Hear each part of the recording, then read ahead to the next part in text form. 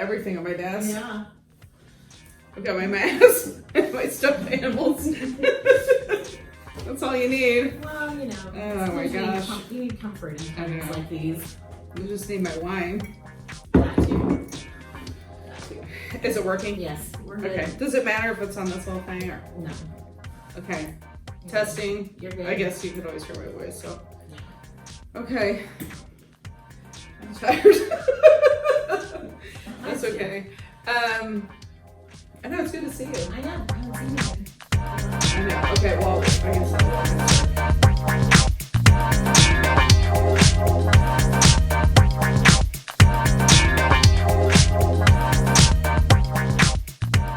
This is Real Talk with Kristi, and it is Thursday. I don't know. I have quarantine brain, so it's Thursday, May. Sometime between March and It's, my calendar's right there. It's Thursday, May 14th in Springfield, Missouri, outside of Springfield, Missouri.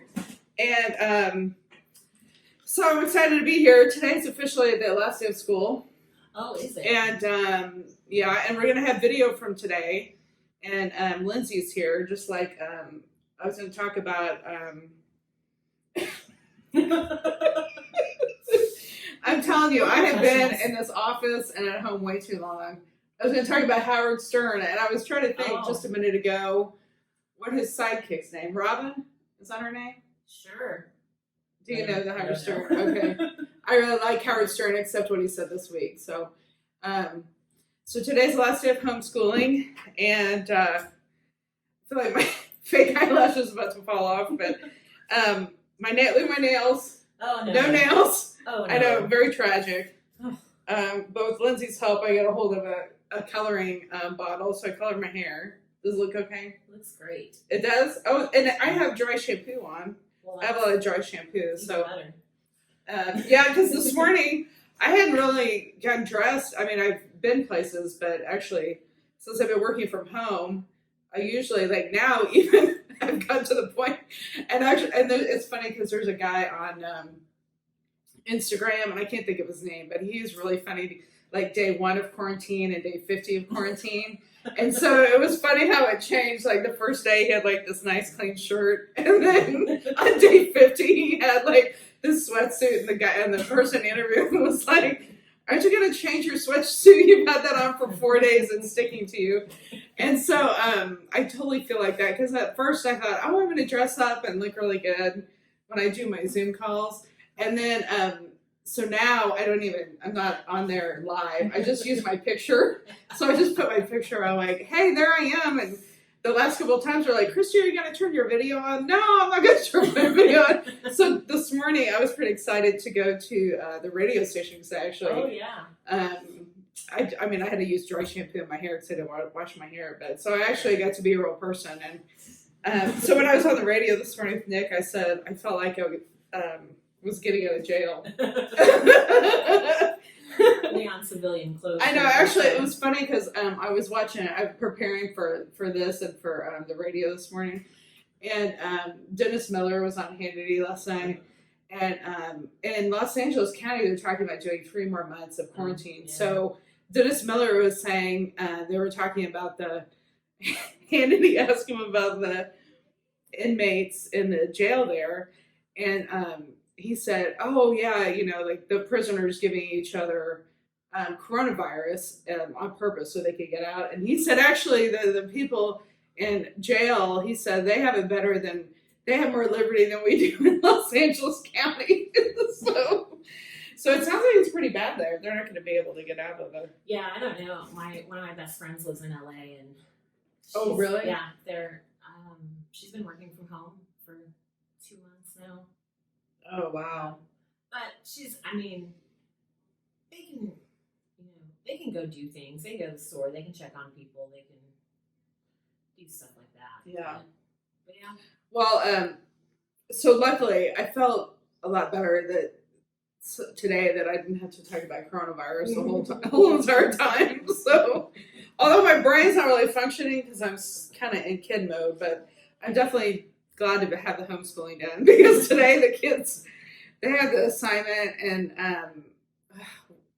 I hope her teacher's not listening to this, but one of the teachers of one of my kids had him do like a quarantine journal. And so my daughter, I mean, I could definitely tell the quality of the work has gone down because it's the quality of the parents' work. And so she's like, well, what am I supposed to do on this, certain thing, or what am I supposed to write? I'm like, just write whatever you want. And then I just took it. It's the last day of school. It's the last day of school. And so, because we had 8th grade graduation this week for one of my kids, and so we had a pretend ceremony. Well, actually, the teachers came and delivered, like, they put a sign. Oh, cool. And then they gave him a little gift or whatever. And then I said, we got carry out. We got sushi that night. I said, happy graduation. So it was not, of course, see, now my kids are calling. Of course. See, I call my kids and tell them not to call me, and now they're not calling me. Well, you called them first. I know. Well, actually, good point. Okay, so I was going to look on my phone, but oh my gosh. I guess that's important, though. Okay, so what I was going to talk about today is I've been having so much fun. I'm so glad that the candidate for the Democrats is Joe Biden, because there are an endless amount of jokes. And so one story that was on Fox last night is that he responded to the, did you see this? Uh-huh. He responded to the memes. And so, and I love Joe Biden in quarantine because he just does the funniest things. Like when so Joe Biden has a podcast. Did you know that? I didn't know that. Okay, I'll talk about the story. I'm kind of jumping around, but anybody that's listening understands. But okay, so it's called, if you go to, like how you get on my podcast, mm-hmm. and if you search Joe Biden podcast, why is it so slow? Okay, so it's Here's the Deal with Joe Biden, and this is Biden's briefing, but so here's the deal with Joe Biden. Yeah, is that really him? I mean, is it really him? I don't know. Supposedly it is. I don't know. But okay, so it talks about, so he's responding to these memes and that called him creepy, old, and out of touch. And so it says that the host of a Snapchat daily political show, Peter Hamby, it's Good Luck America, asked Biden during an interview Wednesday, I guess it was yesterday, how he would respond to the memes dubbing him as so funny. I can't stop laughing though. Dementia Joe, Sleepy Joe, and Creepy Joe. And so so Biden said Trump is a master of laying nicknames on people, but the vast majority of voters who have voted out there, including young people, are not getting all their news from the internet. Okay, so how does that answer the question, though? Well, that's a good point. But isn't everybody getting their news from the internet? And the funny thing is that this is from a show on Snapchat, so that's based on the internet. So I just thought, what in the world, Biden? So then he goes on in the article and he talks about how he's going to reach out to young voters and how technology is important. But then I thought, wait a minute, what's he talking about? He just said that people don't get their news from the internet. And then he's going to go through and so, I mean, it has been really funny. So what do you think of him as your candidate? Are you proud? No. Are you a proud liberal? I mean, I'm a proud liberal. I think you're more liberal than you let on. Who, me? Yeah. Oh, really? Oh, wow, this will be good. I think you just love liberals. You love Dave Matthews and I know. Unfortunately, I've contributed to probably more of Bernie Sanders' campaign, giving him campaign contributions through buying tickets. Yeah. Oh, and did I tell you? So Dave Matthews canceled his tour this year, right. But a Sunday night, like a week and a half ago, I bought tickets to 2 concerts. Really great, like in the pit, really great seats. And then he canceled the tour the next day. The next day. You get a refund at least, right? Well, the thing is, there's all of this going on with StubHub. I feel like my lash is coming off. You can't take her anywhere. Oh my gosh, I think the YouTube's gonna be pretty funny, but is it coming off? Not that I can see. The funny thing is when I get really tired, and one time one of my eyelashes came off, and it really freaks kids out because they're like, "Mom, what's wrong with your face?" Yeah, and so not my real fingernails fell off, just to be clear. Right. They're the fake fingernails, and so not my real eyelashes are coming off. Those are my fake eyelashes that are coming off. What was I talking about? Oh, so then I bought those tickets. Then StubHub said, "Okay, I thought I was going to get a credit so I could buy something else, but it's not considered technically canceled. It's since they rescheduled the concert to next year." So I bought tickets because they didn't have. Normally we go to Indianapolis. Well, I didn't buy those because those were in June. I thought, well, they're not going to probably have the concerts in June because it's so close because of virus. And so then we go to St. Louis, and they didn't have any of that. But when they rebooked the concert for the concert dates for next year, they added Kansas City, St. Louis. They added a couple in Texas. We went to the Dallas one last year. So I said, these are totally different. I scheduled the ones in Durant, Oklahoma at their casino. And it's a totally different day. And so they said, you have to go to that. They can't give you any kind of refund or credit. So actually, there's a couple of class action suits going on with StubHub. Yeah, that's strange.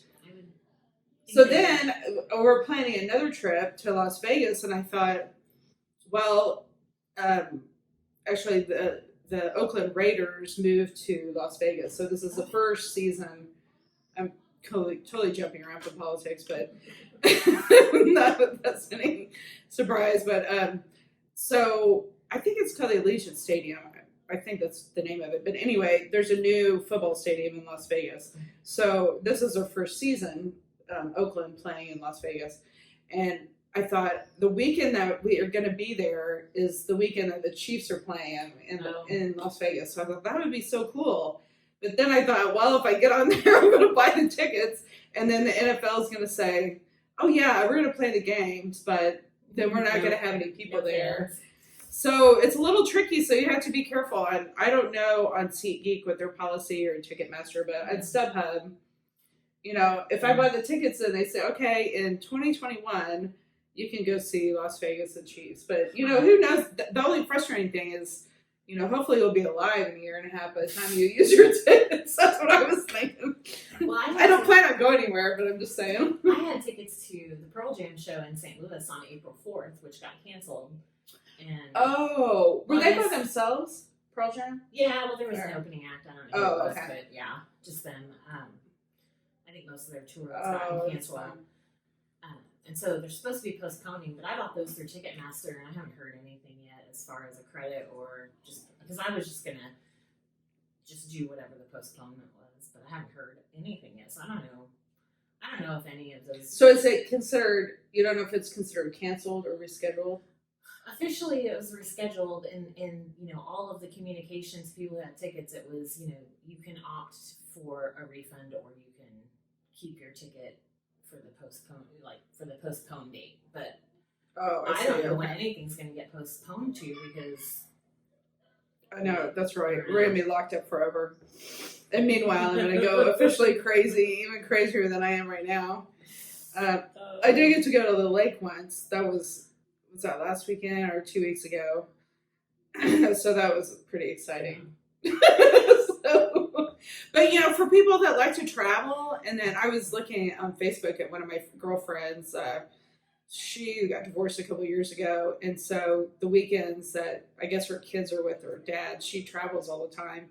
And she posts on Facebook like, I can't believe I can't go anywhere. So people that their recreation is traveling and that kind of thing. I mean, prices are going to be cheap for a while. So well, that's true. Eventually, when we can travel. Yeah, that's a good point. So anyway, I totally got distracted from. I was talking about Biden. Oh yeah, Joe Biden. So, no, I'm not. I'm not proud of Joe Biden. I'm not. He is not looking good in quarantine. So then he did like a live a couple weeks ago, maybe it was last week, rally from.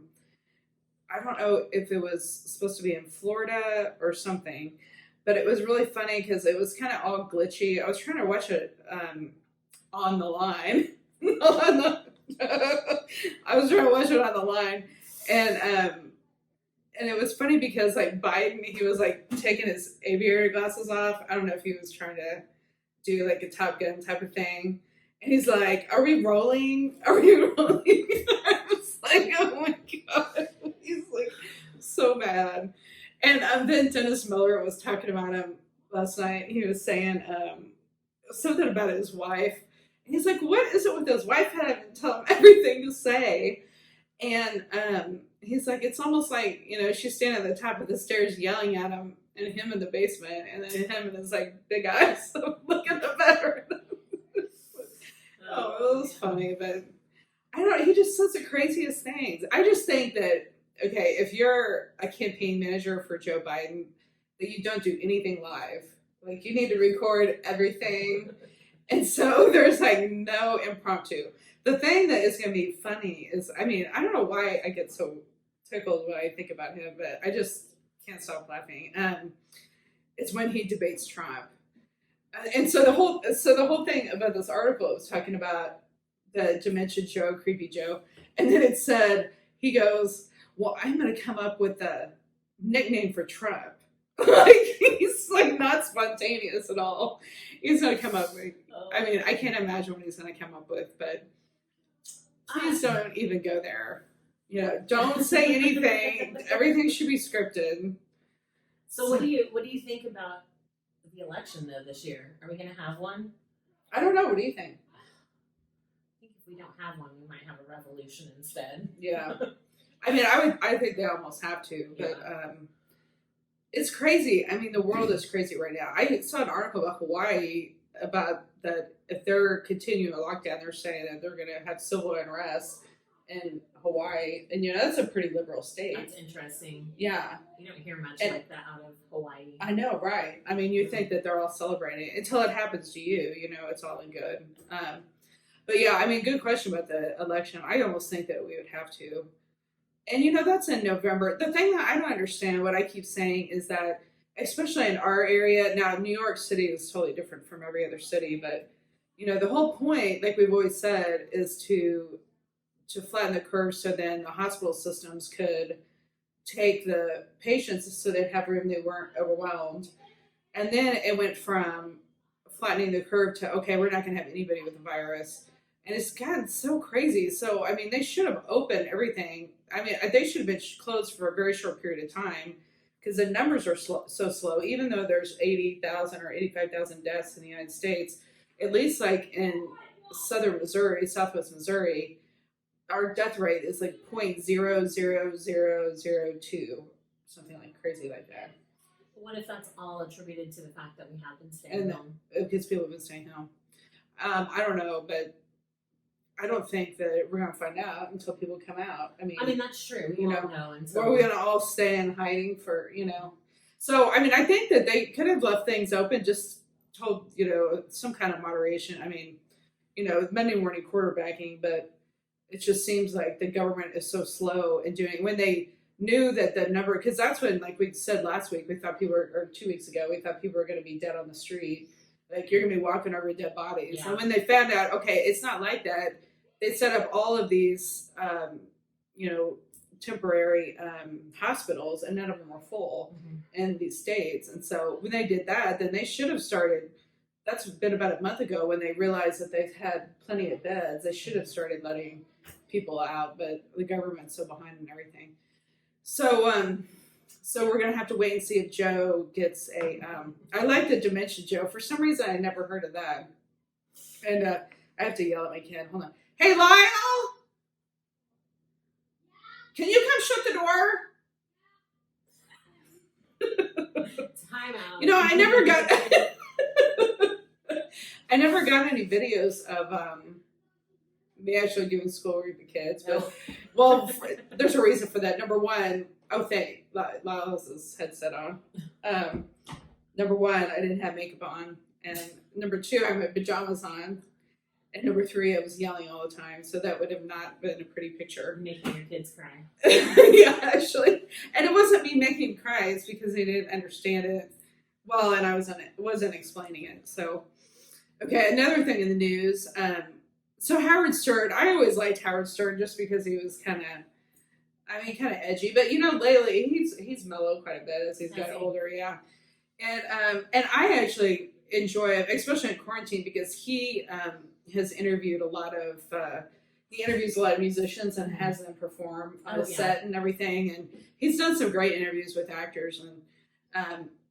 But I mean, definitely he was very controversial when he first started. So I don't know. Did you realize like he used to be in DC? Yeah. Yeah. Okay. Yeah. So Eric, my husband's from DC, and so I had forgotten about what happened. But so he was on the radio, and the Air Florida flight went down in the Potomac River in the middle of winter, and so he called Air Florida when he was on the radio there and asked for a one-way flight to 14th Street Bridge. And so that got him fired, and then he just became like this huge star, and they moved to New York, was on, got on satellite radio. But then, okay, so he goes after Trump this week, Howard Stern. I was so mad when I first saw it. I thought, you guys are in the same groups, the same celebrity. So it says, Howard Stern says President Trump hates his own supporters, and it would be extremely patriotic for him to step down. And this is a side note. I don't know if that's his real hair, he's always had curly hair. At this point, I don't know, yeah. Because his beard growth is gray, and then his hair is all dark. I don't know. There's a couple different pictures of him. I was like... What was his justification for saying that? I think, Nick this morning, he said that, he's always kind of had a rival. He's always had somebody he's going after, which makes him, popular and controversial. And he hasn't really had that when he does interviews. And so he just thinks he's doing it for publicity to get coverage because Trump's a person that's always in the news. So then Stern continued, I don't hate Donald. I hate you for voting for him for not having intelligence, meaning the people.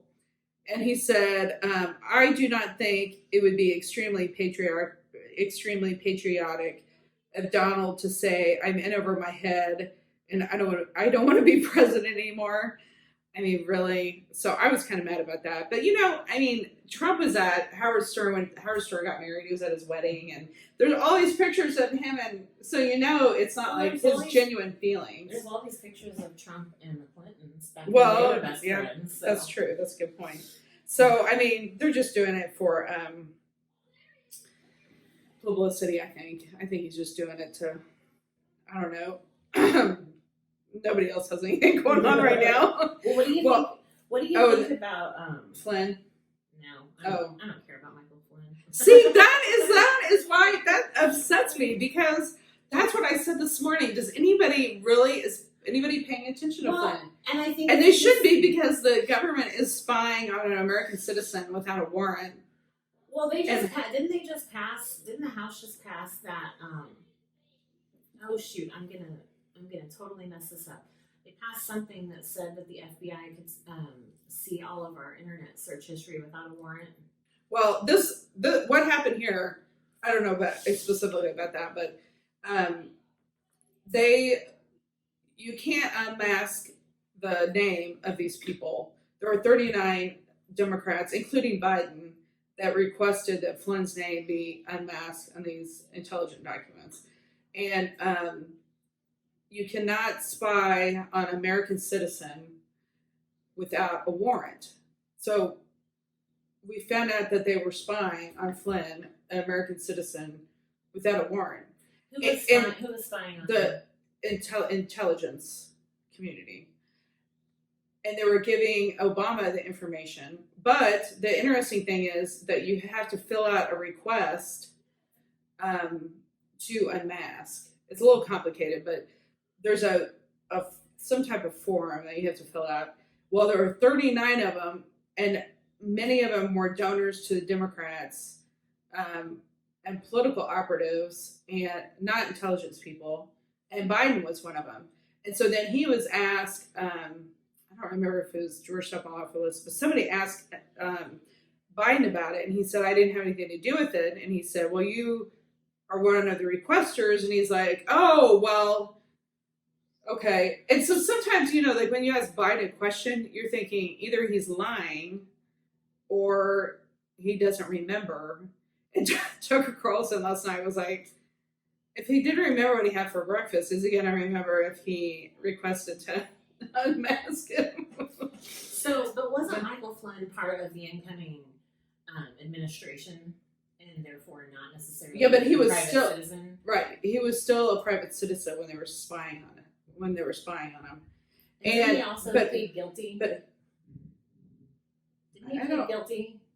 No, I don't think so. We'll have to let's look that up, and we'll do that. We'll do that next time. But my only point about the whole thing is that nobody's paying attention, and so that's what I'm saying. Like the basic thing of the unmasking is that you need a warrant to spy on an American citizen, and that didn't happen here. But I think either everybody's distracted or they're just so tired of the news they don't want to hear anything.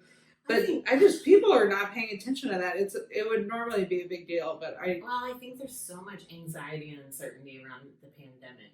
Well, that's it makes probably it really hard to focus on other things and give your full attention to other things that under normal circumstances would be a big deal. Yeah, I think that's true. Okay, so I can't get that Dementia Joe out of my head. What were we talking? Well, I was going to ask you, have you been following any of Missouri's politics lately? No, not really. Just because the interesting thing is, we have Sandra McDowell is running against the governor. She ran for auditor. Nicole Galloway, the auditor. She ran against her. Sandra McDowell is a Republican. Okay. And she actually beat like 3 guys, I think it was, So she's running against the governor in the primary for governor. Mm-hmm. But the interesting thing about politics is that everybody is pretty much under quarantine still and have been, and that's, I don't know. I wish her the best, but I don't know how she's going to raise money. Well, so yesterday the Missouri legislature they passed I can't remember the name of it, but it basically says that we have to send it kind of pulls apart the Clean Missouri Act. Oh, okay. And I don't know anything about that. Sends it back to voters, which it's redistricting. Oh. Like we voted on that okay. like a year ago, I think. But it's frustrating because I see those stories, and I don't know what your take on it is, but it's like I see those stories, and then I also have had to interact with various departments of the state about pandemic assistance, and they're sitting in the legislature voting on, not taking on completely pandemic related things, and I personally find that frustrating. That they're not. So what problems are you having specifically? Not that I can do anything. Well, no. But I mean, when I was out of work because my place of employment shut down, I didn't get unemployment. You can't get through to them. They haven't made a payment. They approve your claim. All stuff like that. And then the small business owners that got denied for the pandemic loans and stuff like that. It's just so you just can't reach somebody. It's just it's just a mess. It's there's. Well, see, let me ask you as a little. Let me ask you that. So, when we give something to the government to do you think it's efficient? I mean, that's probably way too loud that I laughed. But that's a problem when government intervenes. Is that I think the problem. Personally, I think the problem when government intervenes is that. Don't tell me it's not too big. Party politics come into play. People start to get partisan, and that creates more inefficiencies than anything else, I think. Huh. Well, because people just end up squabbling over. I understand whatever because they think that the people in their district or in their state. And there could be truth to that too. But I think that you're driven by other goals when you're a government entity and when you're an agency. It's you're not driven by profit, so there's not any incentive to be efficient like you would with a private company. I mean, that's the way that DMVs used to be, and still to some extent are. I mean, unemployment office, disability. I mean, people would complain all the time about how inefficient that is, and to me, it can be the government's too big, at least on the federal level. Now, the state level, I know some offices that they've cut quite a bit, so it might not be, just on the problem with the state.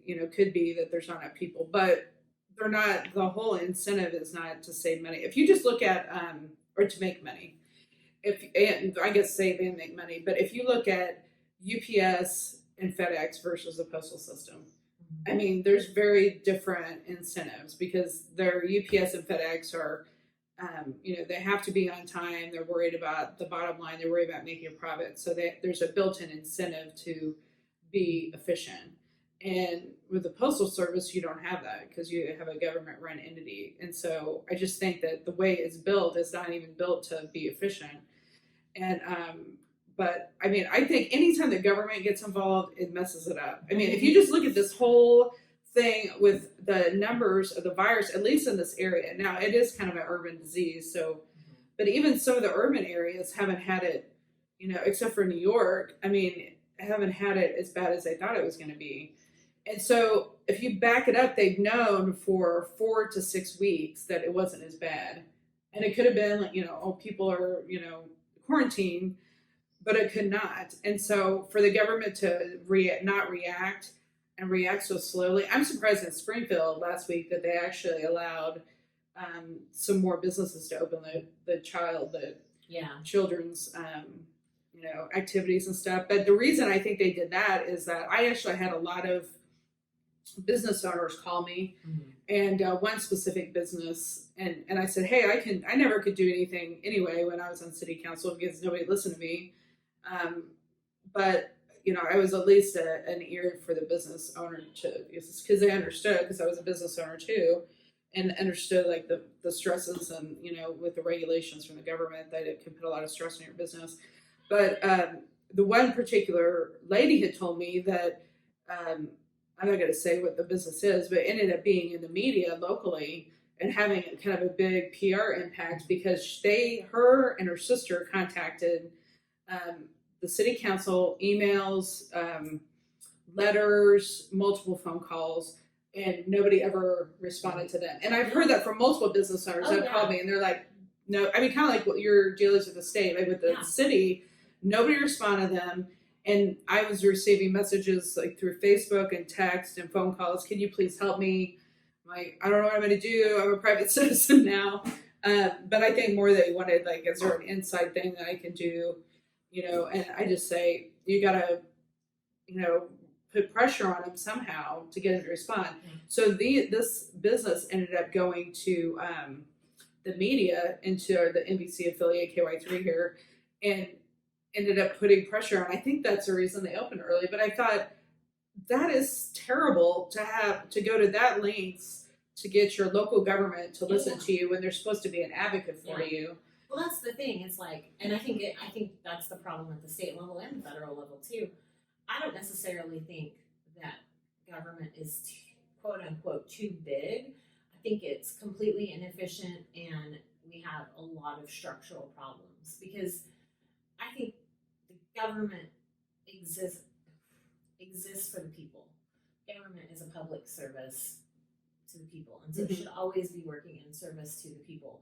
And sometimes,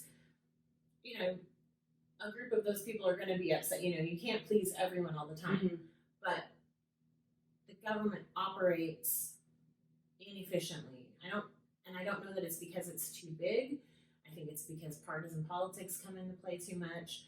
I think lobbyists get their claws into people too much, and it just we've created this like monster with if you think of like a house, it's like all sorts of ugly add-ons to it. Well, see, it's funny because you think I'm a liberal, and I think you're becoming conservative.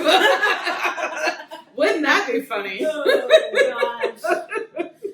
Wouldn't that be funny? We both turned into a different person. I just think fire all of them and let's start over. Well, I mean, there's been some Burn it all crazy down. things. Now, I totally don't agree with all the extreme measures in these states. Like the lady in Texas, the salon owner, she wasn't even, if you look at it, she wasn't even violating the governor's regulations, or not regulations, that's not the right word, but again, I have quarantine brain, so and it's not even his recommendations. That's Yeah. right. So she wasn't even violating his recommendations. It's that she was violating the judge's orders, and I was like, why is a judge the one to decide what businesses to be open or not? A judge is to interpret law. The judge is not to make law. Was there some kind of lawsuit against the governor for his recommendations? No, it was, he made the recommendations, but then the judge said that he was interpreting the regulations, so she couldn't stay open, that she was violating the governor. But she was never violating what the governor's, which I thought that was interesting, because I was listening to a thing at Judge Napolitano on Fox, and it was because she was violating what the judge said. And I thought, what right does any judge have to interpret what business should stay open and what business should not? I thought that was outrageous. But here you have like all of this different, everything is being applied totally different in each city and each state. And then you have, I mean, I can just speak for being in local government, is that you have these crazy people that are been elected, and for the first time they're on TV, they're in the spotlight. That was not the case for me, because I was in the media a lot, because people did not like me very much. So I was a little anomaly in the newspaper and on TV a lot. But for a lot of them, it's like the first time that they feel like that they're doing something. Yeah. And so I think that's why it's taking so long to get over this. And we're not the only city, but I think the only reason really that city council changed their mind from being under that strict quarantine rule was because of a couple of news stories. It's possible, yeah. And that put pressure on. And I'm sure the political pressure of donors and the business owners, because a lot of our donors are business owners, that put that pressure on them and told them that they had to open. But it's just sad, like the one woman I talked to, because I know her from, my kids were involved with her business. And I said, that's really sad that happened. She said, I learned a lot and she said that you have to be an advocate for yourself, that you can't rely on the government. I thought, and that kind of goes back to your point. It's like the government is supposed to be there for us. We are not working for the government. And it's totally the other way around, which is so scary to me. That just puts a lot of control in like all level of government. And because then anytime we have a pandemic or something happens, but they're going to take total control. And that's what I said. I said, business owners have to stand up for themselves. They have to be advocates for themselves, and they have to say, this is why we're doing this. And especially, a lot of the infectious disease physicians in the area, at least around here, were saying, why aren't things opened up? Like at least the past 4 weeks. Like, why aren't we opening things up? Because you're not listening to the physicians that are treating the patients. And I've talked to multiple, ER and infectious disease, and they're all saying we should have opened up a long time ago. But then you have these politicians that are self-interested, I think. And if you're not going to listen to the so-called experts, why do you think you're an expert? And you know what I mean? So unless they just don't want to have any responsibility, they want to be super careful. But that's not, that's how you lose your liberty. So it's scary to me to think what's going to happen next if people don't say anything. And it's not only affecting small business, like here in Southwest Missouri, my husband's hospital, all of those employees took a 20% pay cut. Mercy physicians, and they cover a 4-state area. Physicians, nurses, all employees took a 26% pay cut. So the people that are actually treating the ones with the virus are getting pay cuts and their furloughs going on. So it's affecting everybody. So they might say that they're trying to prevent it, but they're being so slow and it's taking so long for them to catch up with even what's going on. That's the government is bloated and totally out of touch, and it's scary. It's scary to think what's going to happen next if something else happens. So, but this political year will be interesting because I'm going to have so much fun. I keep talking about this, but I cannot wait until Biden and Trump have their debates. Mm-hmm. And you probably will disagree with me, but I thought, Sarah Palin, people used to make fun of her all the time. I thought she was really bright, but during the debates, I listened very intently because I thought people are going to have very low expectations of her during the debate. And she, during the vice presidential debate, she did awesome against Biden. And so I just think that it's going to be interesting to see what he's going to have to be prepped so much that he doesn't say something stupid like when he said, "We'll send y'all back in chains," and something like that. But he says things and it's like, "Oh, that's just Joe. That's just Joe." I don't think that's right either. He's done a lot of bad things in his career as a politician, and I don't think it's right to wave that off as, "Oh, that's just Joe." Just like I don't think it's right to wave off some of the terrible things that Trump has done as, "Oh, that's just locker room talk" kind of stuff. Well, it'll be interesting to see what they sling at each other with the sexual allegations. Because I don't think. If Biden starts talking, what's Trump gonna say? And I don't know. It'll just be interesting because they can fling mud back and forth. Yeah. And actually, it'll be interesting to see if they even bring that subject up. Yeah. About sexual allegations. Interesting. So if they don't touch that and they just touch, it's going to be hard for Biden to win a debate with Trump against the economy, and because the economy was doing very well until this whole thing happened. So, is he going to beat up on him about the economy or how he handled the COVID thing, which is, once in a lifetime, pandemic. It'll be interesting to see what angle he argues with him that Trump didn't do a good job. And at the same time, I'm going to be laughing because I think there could be a million jokes coming out of that. Oh my gosh, my kids are calling me. Okay. Well, we don't have anything else. I'm going to wrap it up. Okay. Well, I'm excited that we're going to be talking about more things and different things than COVID. We're going to have a great rest of the year with the election. And some fun things that are not going to be depressing. Yeah. And don't forget to subscribe to the YouTube channel. Yeah, subscribe to the YouTube because we have a lot of videos coming out. Yeah, we'll have more. And if you have questions or topics that you want us to talk about, or oh yeah, that's great. I know, and I forget because sometimes people send me messages and I don't tell you. So drop a note in the comments on any of our social channels. Send a message. And if she remembers, then she'll tell Lindsay. And I promise I'm not going to turn it into Howard Stern. This is your show. All right, well, it's going to be fun. It's going to get crazy, but at least we have Joe Biden there to make fun of. So Kristi's going to be a Democrat. No, I'm not. Okay, this has been Real Talk with Kristi.